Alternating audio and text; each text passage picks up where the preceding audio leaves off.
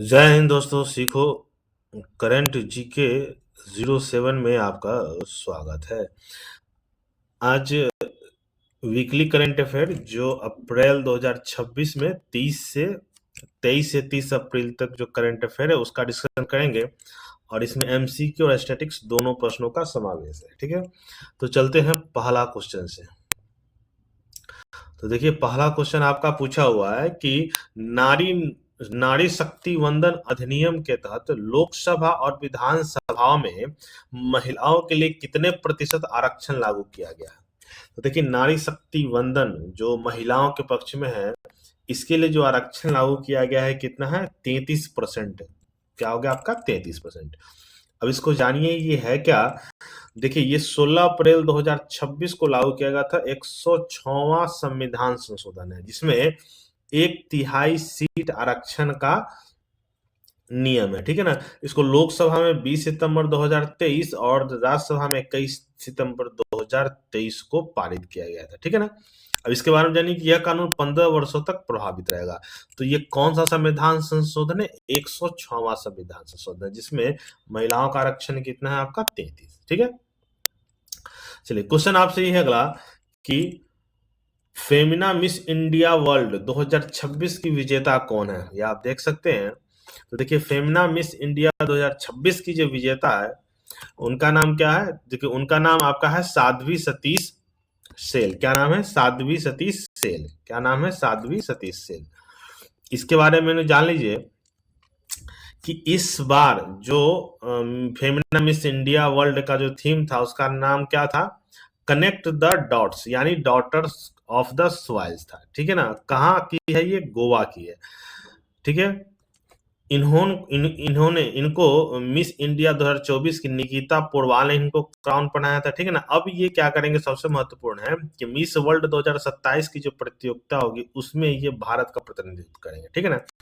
इसका आयोजन किसने किया था, द टाइम्स ग्रुप ने इनका आयोजन किया था। ठीक है। तो क्या नाम है, साध्वी सतीश सैल। अगला क्वेश्चन है, ये भी महत्वपूर्ण है कि हरिवंश नारायण सिंह राज्यसभा के उपसभापति वाइस चांसलर बने, वो कौन सी बार पद चुने गए। तो देखिए, ये हरिवंश राय बच्चन जी है, ये एक मनोनीत थे और ये कौन सी बार, ये तीसरी बार ये मनोनीत हुए हैं राज्यसभा के उपसभापति। ठीक है ना, राज्यसभा के उपसभापति। अब यहाँ पर देखिए, 17 अप्रैल 2026 को तीसरी बार राज्यसभा के उपसभापति बने। ठीक है ना। ये राज्यसभा के मनोनीत सदस्य है, सांसद है। ठीक है ना।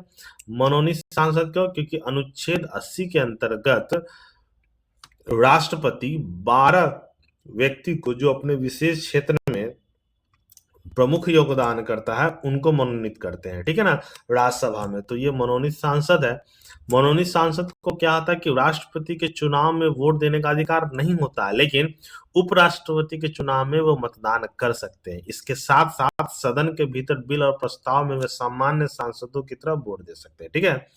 एक ही है कि राष्ट्रपति के चुनाव में वे वोट नहीं करते, उपराष्ट्रपति में करते हैं। अनुच्छेद कितने, 80 के अंतर्गत। 2020 में वो दूसरी बार हुए थे और 2026 में तीसरी बार हुए हैं। ठीक है ना। अगर राज्यसभा की बात करें तो 2032 में वे इस राज्यसभा के सदस्य रहेंगे। तो कितनी बार है, तीसरी बार है। याद रखिए, अनुच्छेद 80 के अंतर्गत 12 सांसदों को मनोनीत करते हैं राष्ट्रपति। ठीक है। चलिए, अगला क्वेश्चन है, आम आदमी पार्टी के 7 राज्यसभा सांसद किस पार्टी में शामिल हुए हैं। तो देखिए, आम आदमी पार्टी के 10 सांसद थे जिसमें से 7 किसमें पार्टी, 7 किसमें गए हैं, भारतीय जनता पार्टी, भाजपा में गए। ठीक है। अब यहाँ पर देखिए, आपके पास 10 सांसद थे राज्यसभा के, जो 7 पंजाब और 3 दिल्ली से, तो 7 जो है ट्रांसफर मतलब कि भाजपा में चले गए हैं। ठीक है ना। जिनमें से मुख्य रूप से आपको चर्चा में राघव चड्ढा, ठीक है ना, वे आईआईटी के दिल्ली के पूर्व प्रोफेसर भी रहे हैं। ठीक है ना। हरभजन सिंह, ये स्वाति मालदो, ये 3 या 4 नाम बहुत इंपॉर्टेंट है। तो ये आपको 6 लिस्ट है, इसका स्क्रीनशॉट आप बना सकते हैं। तो ये 6 व्यक्ति भाजपा में शामिल हुए। ठीक है। चलिए, क्वेश्चन नंबर 5 है, हाल ही में भारतीय रेलवे ने घोषणा की है कि वर्ष 2026 के अंत तक अपनी पहली स्वदेशी हाइड्रोजन ट्रेन का संचालन शुरू कर देगा। तो किस ट्रेन के बारे में उन्होंने बोला है। तो 2026 के अंत तक किसको संचालन करेगा हाइड्रोजन संस्करण, तो वंदे मेट्रो का हाइड्रोजन संस्करण, ठीक है ना। ऑप्शन क्या हो जाएगा बी, वंदे मेट्रो का हाइड्रोजन संस्करण। अब यहाँ पर देखिए ये वंदे मातरम का हाइड्रोजन संस्करण मतलब हाइड्रोजन ट्रेनों में जीरो एमिशन के तर्ज पर, यानी कि धुआं बिल्कुल नहीं होगा, केवल पानी छोड़ती है, इस बेसिस पर इसको शुरुआत किया जाएगा, ठीक है ना। मतलब जर्मनी और चीन के बाद भारत अपना स्वदेशी तकनीक इसे चला रहा है, ठीक है ना, मतलब तीसरा है। और इसका प्रयोग सबसे पहले कहाँ किया जाएगा, चलाया जाएगा कालका शिमला जैसे पहाड़ी और पर्यावरण के संवेदनशील इलाकाओं में चलाई जाएगी सबसे पहले, ठीक है ना। अगला क्वेश्चन है, किस खाड़ी देश ने दुनिया का पहला एयर टैक्सी स्टेशन शुरू किया है। आप देख सकते हैं ये एयर टैक्सी आपका, तो ये शुरुआत किया गया किसके द्वारा, संयुक्त अरब अमीरात के द्वारा, किसके द्वारा, संयुक्त अरब अमीरात के द्वारा शुरू किया गया है एयर टैक्सी, ठीक है ना। अब एयर टैक्सी ये दुनिया का पहला एयर टैक्सी है, ठीक है ना। कहाँ पर, यूएई के शहर दुबई इंटरनेशनल एयरपोर्ट के पास इसको शुरुआत किया गया है, ठीक है। मैक्सिमम स्पीड 320 किलोमीटर प्रति घंटा, और इसमें बैठने वाले एक पायलट और 4 यात्री इसमें बैठ सकते हैं। यूएई की बात करें तो राजधानी अबू धाबी और मुद्रा क्या है इसका, दिरहम है, ठीक है ना। तो ये आपका है एयर टैक्सी, ठीक है। अगला क्वेश्चन आपका है कि भारत के किस राज्य ने भीषण गर्मी के चलते सेल्फ लॉकडाउन का आह्वान किया है। देखिए सेल्फ लॉकडाउन एक तरह की जागरूकता है, ठीक है ना। और ये शुरुआत किया गया भीषण गर्मी को देखते हुए, कहाँ किया गया है, केरल में किया, केरल राज्य सरकार के द्वारा, ठीक है। केरल राज्य सरकार के द्वारा क्या किया है कि राज्य में तापमान 40 डिग्री से ऊपर है, तो उन्होंने निर्देश दिया है कि सुबह 11 बजे से लेकर 3 बजे तक आप घर में रहने की कोशिश करें, जहां भी है वही अंदर के घर में रहे, ठीक है ना। केरल की बात करें तो वहां के मुख्यमंत्री कौन है, पिनाराई विजयन, ठीक है ना, कौन है, पिनाराई विजयन। केरल का बात करें राजधानी तिरुवनंतपुरम और राज्यपाल राजेंद्र विश्वनाथ आर्लेकर, भाषा मलयालम है, ठीक है। चलिए अगला क्वेश्चन आपसे है क्वेश्चन नंबर 8 कि उत्तर प्रदेश सरकार ने आज किस शहर में देश का पहला वैदिक सिटी विकसित करने के लिए प्रोजेक्ट की आधारशिला रखी है, ठीक है ना, वैदिक सिटी। तो देखिए वैदिक सिटी जो शुरुआत करने जा रहा है वो कहाँ पर, आपको अयोध्या में, कहाँ, ऑप्शन आपका ए हो जाएगा अयोध्या में, ठीक है। यहाँ पर देखिए वैदिक सिटी अयोध्या में जो यह प्रोजेक्ट आधुनिक तकनीक और प्राचीन ज्ञान के मेल के साथ होगा, ठीक है ना। जिसमें solar panel, smart roads, wifi की सुविधा होगी, गुरुकुल, योग केंद्र, आयुर्वेद चिकित्सा केंद्र, ठीक है ना, स्पिरिचुअल हब बनाने के लिए वैदिक सिटी अयोध्या में शुरुआत किया जा रहा है। तो ऑप्शन क्या हो जाएगा आपका ये वैदिक सिटी। क्वेश्चन नंबर आपका 9 है कि किस राज्य के उच्च न्यायालय ने कामकाजी महिलाओं के लिए हर महीने 1 दिन का पेड लीव मासिक धर्म अवकाश लागू करने का आदेश दिया। देखिए महिला को मेंस्ट्रुएशन साइकिल के लिए यह कदम उठाएगा। अगर बिहार की बात करें तो बिहार में प्रत्येक महिला को 2 मिलता है पेड लीव, ठीक है ना। और ये शुरुआत किया गया कहाँ पर, कर्नाटक में, ठीक है ना, कहाँ, कर्नाटक राज्य के द्वारा शुरू किया गया, ठीक है ना।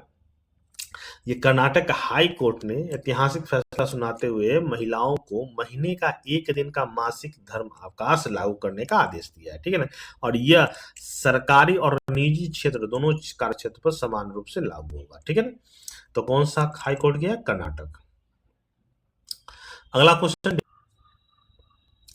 देखिए क्वेश्चन नंबर 10 आपका डिफेंस क्वेश्चन है कि किस भारतीय सैन्य अधिकारी को अमेरिका के आर्मी वार कॉलेज कार्लाइल बैरक्स के इंटरनेशनल हॉल ऑफ फेम में शामिल किया गया है, ठीक है। तो ये शामिल किया जाता है जब दो देशों के बीच उनका महत्वपूर्ण योगदान होता है। तो ये किनको शामिल किया गया है, जनरल उपेंद्र द्विवेदी को। ऑप्शन क्या हो जाएगा आपका सी, उपेंद्र द्विवेदी को, ठीक है ना।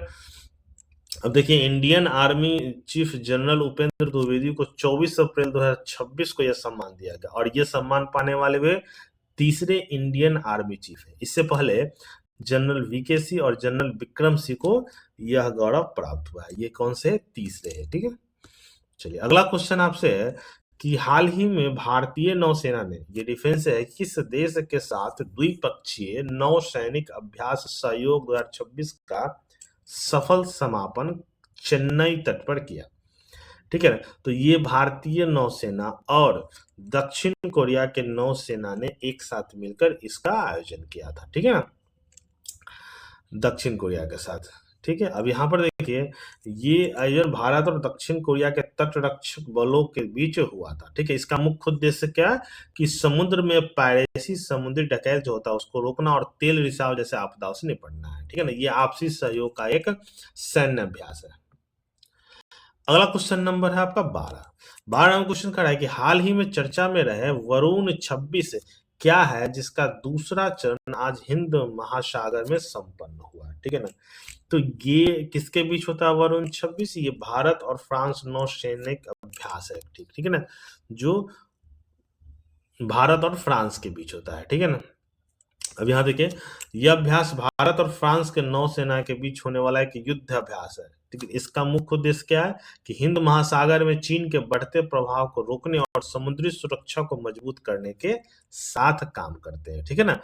तो ये किसके बीच वरुण शक्ति किसके बीच होता है? वरुण अभ्यास भारत और फ्रांस के बीच। अब चलिए पुरस्कार में, पुरस्कार क्वेश्चन है question number 13। Professor M S. Swaminathan पुरस्कार 2026 किसे दिया गया? तो एम.एस. स्वामीनाथन ये पर्यावरण के क्षेत्र में है मुख्य रूप से। ये किसको दिया गया? Doctor C.H. श्रीनिवास राव को। ऑप्शन क्या हो जाएगा? ए, डॉक्टर C.H. श्रीनिवास। इसके बारे में जान लीजिए। डॉक्टर श्रीनिवास अभी भारतीय कृषि अनुसंधान क्षेत्र IARI के निदेशक और अभी कुलपति है। ठीक है ना। उन्होंने जलवायु अनुकूल शिक्षा और प्रकृति संसाधन प्रबंधन के क्षेत्र में उनको मिला है। अब स्वामीनाथन के बारे में जान लीजिए, बहुत महत्वपूर्ण है। वे भारत के हरित क्रांति के जनक माने जाते हैं जो 60 से 70 के दशक में हुआ था। इनको 2024 में भारत रत्न से सम्मानित भी किया गया था। ठीक है। तो किनको मिला? Doctor C.H. श्रीनिवास राव को। Question number 14। क्वेश्चन नंबर 14 बहुत महत्वपूर्ण है। गोल्डमैन पर्यावरण पुरस्कार 2026 किन महिला समूह को दिया गया? तो देखिए, गोल्डमैन पर्यावरण पुरस्कार जो है अंतर्राष्ट्रीय स्तर पर मिलता है और इनमें जो है ऑप्शन ए भी सही है, बी भी सही है, सी भी सही है। उपरोक्त में क्या हो जाएगा? सभी। क्या हो जाएगा? इरोन तांसी, बोरिन किम, सारा पिंच भी सही है, बोरिन किम, थियोनील रोका मार्टबार्ग ये भी सही है, अलाना अकाक हर्ले और यूवेलिन मोरालेस ब्लैंको, ये 6 व्यक्ति को मिला है गोल्डमैन पर्यावरण पुरस्कार 2026। अब इसमें महत्वपूर्ण बात यह है कि ये जो गोल्डमैन 2026 जो 6 महिलाओं को मिला है, यह पहली बार है जब पूरी तरह से महिलाओं के समूह को मिला है। ठीक है ना। और याद रखिए, ये गोल्डमैन पुरस्कार को हम ग्रीन नोबेल के नाम से भी जानते हैं। ये 6 है, अलग अलग महादेशों से है। ठीक है। तो इन 6 को मिला। अब यहाँ पर देखिए, इनके बारे में पढ़ते हैं। गोल्डमैन पुरस्कार की स्थापना कब हुई थी? 1989 ईस्वी में रिचर्ड एंड रोड्डा गोल्डमैन के द्वारा इसको शुरुआत किया गया था। और याद रखिए, हर वर्ष दुनिया के 6 अलग अलग क्षेत्रों में जमीनी स्तर पर नेताओं को सम्मानित किया जाता है। ठीक है ना। जो ग्राउंड स्टेट मतलब ग्राउंड स्तर पर जो काम करते हैं उनको दिया जाता है। कितने को दिया गया? 6 को दिया गया। सभी के सभी क्या है? महिलाएं हैं। अब चलिए, अपॉइंटमेंट है मतलब नियुक्ति है आपका कि केंद्र सरकार ने नीति आयोग का नया उपाध्यक्ष वाइस प्रेसिडेंट किसे नियुक्त किया गया? तो देखिए, जो वाइस प्रेसिडेंट नियुक्त किया गया वो किसको किया गया? अशोक लाहिड़ी को किया गया। किसको? अशोक लाहिड़ी को किया गया। अब यहाँ देखिए, वरिष्ठ अर्थशास्त्री अशोक लाहिड़ी को 24 अप्रैल 2026 को जिम्मेदारी दिया गया। वो किसके जगह लेंगे? सुमन बेरी के जगह लेंगे। इससे पहले कौन थे? सुमन बेरी। ठीक है ना। ये एक जाने माने अर्थशास्त्री है और पश्चिम बंगाल के बालूरघाट से भाजपा के विधायक भी है। ये दोनों हैं। ठीक है ना।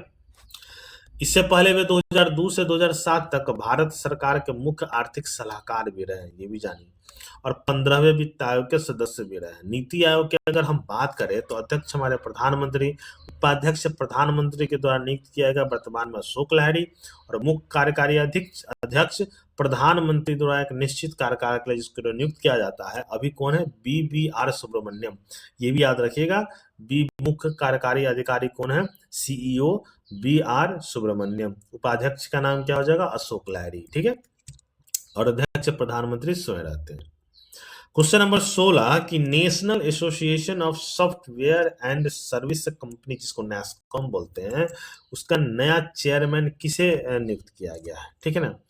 नया चेयरमैन किसे नियुक्त किया गया है? तो देखिए, नया चेयरमैन किसको नियुक्त किया गया है?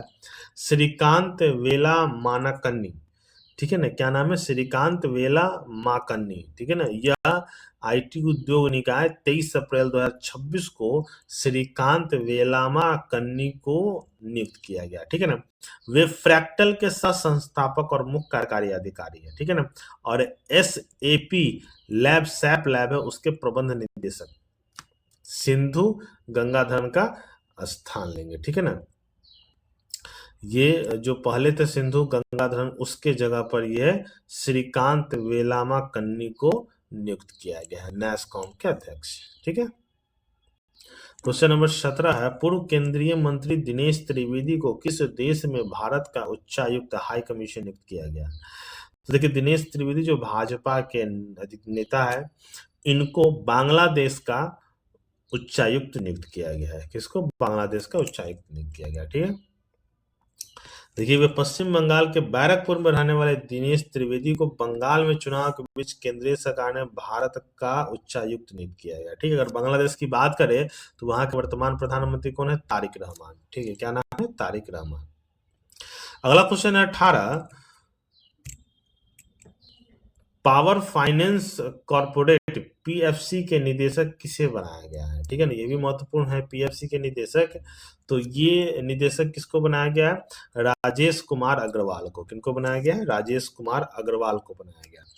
PFC का फुल फॉर्म क्या होता है? Power finance corporation limited. ये इसीलिए महत्वपूर्ण है क्योंकि भारत की अग्रणी गैर बैंकिंग वित्तीय कंपनी है जो बिजली क्षेत्र में केंद्रित है। मतलब बिजली क्षेत्र के कंपनियों को ये लोन देती है या उससे संबंधित कार्यों को संपादन करती है, ठीक है। क्या नाम है? Power finance corporation.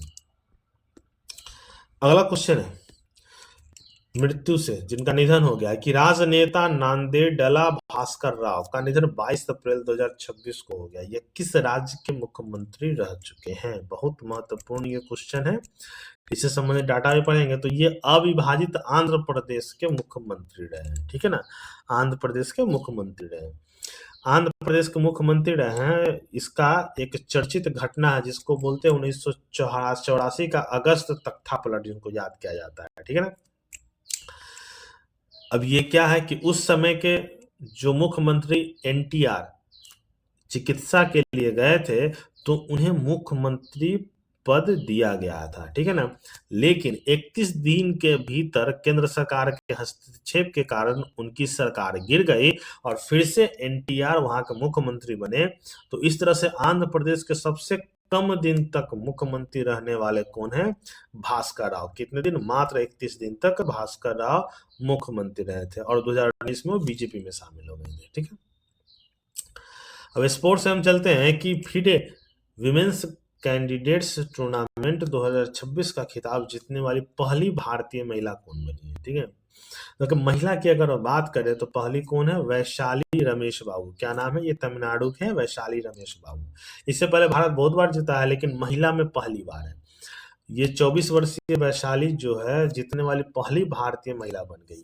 पिछला टूर्नामेंट 2025 किसने जीता था? गुकेश के ने जीता था, ठीक है ना। और अगर हम बात करें भारत की तो 5 बार के वर्ल्ड चैंपियन विश्वनाथ आनंद ने 1995 में पहली बार इस टूर्नामेंट को जीते थे, ठीक है। तो अभी क्या है? वैशाली बाबू, ठीक है। क्वेश्चन नंबर 21 अर्थशास्त्र से हम चलते हैं कि 17 अप्रैल को भारतीय रिजर्व बैंक ने किस नई फिटनेट कंपनी को पेमेंट एग्रीगेटर के रूप में काम करने का अंतिम मंजूरी दी है, ठीक है ना। तो एग्रीगेटर के रूप में जो काम करने का मंजूरी दी है वो किनको दी है? ग्रो को। किसको? ग्रो, जो स्टॉक एंड शेयर ऐप है उनको दिया गया है, ठीक है ना। अब यहाँ देखिए, पेमेंट एग्रीगेटर का मतलब होता है कि अब यह कंपनी ऑनलाइन व्यापारियों के लिए पेमेंट प्रोसेस कर सकती है, जैसे कि रेजर पे और CC एवेन्यू करते हैं, ठीक है ना। तो ये ऑनलाइन व्यापारियों को पेमेंट प्रोसेस का एक सिस्टम किया है, दिया गया लाइसेंस किसको? ग्रो ऐप को दिया गया है। चलिए क्वेश्चन नंबर 22 बहुत महत्वपूर्ण है कि अंतर्राष्ट्रीय मुद्रा कोष IMF नाकरो अप्रैल 2026 का है कि 2025 में भारत का सकल घरेलू उत्पाद में रैंकिंग क्या था विश्व में। तो देखिए यहाँ पर आपको डाटा दिया, पहला US, फिर चाइना, फिर जर्मनी, जापान, UK और छठा स्थान पर क्या है? आपका इंडिया। तो कौन से स्थान पर है? छठे स्थान पर है, ठीक है ना। 2025 में भारत के सकल घरेलू उत्पाद गुड ग्रॉस डोमेस्टिक प्रोडक्ट जिसको हम लोग बोलते हैं, कौन स्थान पर है? छठा स्थान पर। चलिए अगला क्वेश्चन आपका है, यहाँ पर देखिए इसके बारे में हम भी जान लेते हैं कि अप्रैल 2026 में जो डाटा जारी किया गया इसमें कौन सा स्थान है? छठा स्थान है, जबकि 2024 में इनका स्थान क्या था? पांचवा था। अब जीडीपी में क्या है कि इसको कहते किसको है कि किसी एक वर्ष में किसी देश के भौगोलिक क्षेत्र में मौजूद सभी अंतिम वस्तु और सेवाओं का कुल भंडारण या बाजार मूल्य, उसको हम क्या बोलते हैं? जीडीपी। ठीक है ना, तो जीडीपी का ये आपका हो गया परिभाषा। क्या स्थान था आपका? छठा स्थान था। केंद्र सरकार ने ऑनलाइन गेमिंग को रेगुलेट करने के लिए किस प्राधिकरण का गठन किया है? तो देखिए ऑनलाइन रेगुलेट करने के लिए केंद्र सरकार ने किसका गठन किया गया है? Online gaming authority of India. ठीक है ना, OGAI, online gaming authority of India को ये गठन किया है केंद्र सरकार ने ऑनलाइन गेमिंग के लिए। अब यहाँ देखते यह नई व्यवस्था ऑनलाइन गेमिंग रेगुलेट एक्ट 2025 के तहत 1 मई से पूरे देश में क्या हो जाएगा? प्रभावी हो जाएगा। तो किसका गठन किया? Online gaming authority of India. अगला क्वेश्चन है 23। आजादी के बाद भारत की पहली बड़ी निजी सोने की खान जोनागिरी गोल्ड प्रोजेक्ट कहाँ शुरू किया गया? ठीक है, सोने की खान। तो ये प्रोजेक्ट शुरू किया गया कहाँ आपका? आंध्र प्रदेश के कुर्नूल में। कहा किया गया? आंध्र प्रदेश के कुर्नूल में किया गया। देखिए यहाँ पर दिया हुआ है कि आंध्र प्रदेश के कुर्नूल जिला के जोनागिरी में पहली निजी गोल्ड माइन शुरू किया गया है, जिसका संचालन कौन कर रहा है? Jio Mysore services India private limited. इसकी क्षमता कितनी होगी? 400 से 500 किलोग्राम प्रतिदिन होगा और 1 से 2 टन प्रति वर्ष का लक्ष्य रखा गया है। ठीक है ना, कहा है? आंध्र प्रदेश के कुर्नूल जिले में। चलिए इंडेक्स में क्वेश्चन आपका अगला है कि इसे हाल ही में जारी world press freedom index 2026 Bharat को 180 देशों में कौन सा स्थान मिला है? तो देखिए वर्ल्ड प्रेस इंडेक्स में भारत का स्थान मिला है 159, 159वां स्थान मिला है। ठीक है ना, 159वां स्थान मिला है। देखिए ये रिपोर्ट कौन जारी करता है? रिपोर्टर्स विदाउट बॉर्डर्स, ये एक कंपनी है जो जारी करती है। ठीक है ना, अगर टॉप में पहला स्थान पर कौन सा है? 99, और भारत का स्थान कितना? 159। क्वेश्चन नंबर आपका 26 का रहा है कि भारत का पहला पेट्रोग्लिफ संरक्षण पार्क कहाँ विकसित किया जा रहा है? तो देखिए भारत का पहला पेट्रोग्लिफ संरक्षण पार्क जो विकसित किया जा रहा है कहाँ पर? लद्दाख में। कहाँ पर आपको? लद्दाख में विकसित किया जाएगा। ऑप्शन क्या हो जाएगा आपका? ए।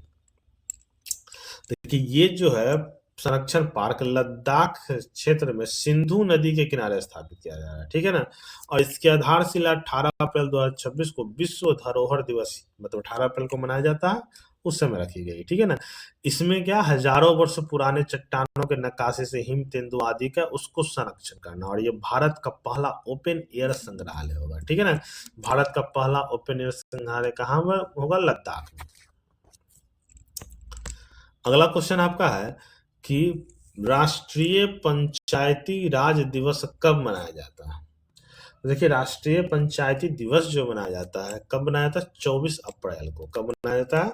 24 अप्रैल को। अब यहाँ पर इसके बारे में जानेंगे। पूर्व प्रधानमंत्री मनमोहन सिंह ने 24 अप्रैल 2010 को पहला राष्ट्रीय पंचायती दिवस घोषित किया गया था। ठीक है ना, अगर हम बात करें तो ये क्या 73वां संविधान संशोधन 1992 में लागू पारित हुआ था और 93 से लागू हुआ था। अगर पंचायती राज व्यवस्था की अगर हम बात करें तो सबसे पहले कब हुआ था पंचायत की व्यवस्था?